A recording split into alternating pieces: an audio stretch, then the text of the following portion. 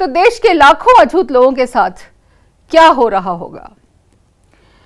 उन्होंने ये सोचा कि मुझे और मेरे समाज को नीची जाति में जन्म लेने के कारण छुआछूत का सामना करना पड़ रहा है, अपमानित होना पड़ रहा है। इसलिए अब मैं इन जातियों को खत्म करने की दिशा में काम करूंगा और सभी को न्याय, स्वतंत्रता, बंधुत्व और समानता का अधिकार दिलाऊंगा। वे अपमान की पीड़ा से रोते जाते थे और गंभीरता से सोचते जाते थे। फिर उन्होंने संकल्प लिया कि मैं अपना पूरा जीवन इस देश से छुआछूत खत्म करने और समानता कायम करने के कार्य करने में लगाऊंगा। ये उन्होंने कहा। यह एक साधारण संकल्प नहीं था, बल्कि महान संकल्प था। न तो यह संकल्प साधारण था, न ही इसको लेने वाला व्यक्ति खुद साधारण था।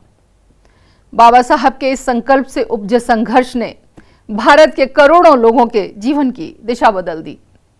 बाबा साहब ने जीवन भर संघर्ष किया व उत्पीड़ित लोगों को जीने का नया रास्ता दिखाया।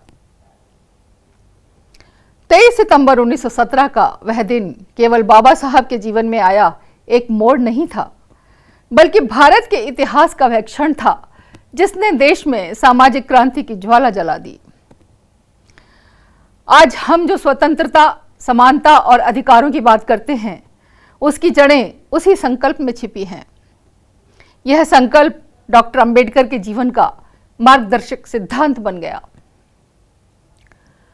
और संकल्प की परिणति जब हुई तो भारत के लोकतंत्र की आत्मा में समानता का अधिकार, छुआछूत का खात्मा, आरक्षण द्वारा राजनीतिक और शैक्षणिक अवसर, मानव गरिमा को संवैधानिक मान्यता मिली।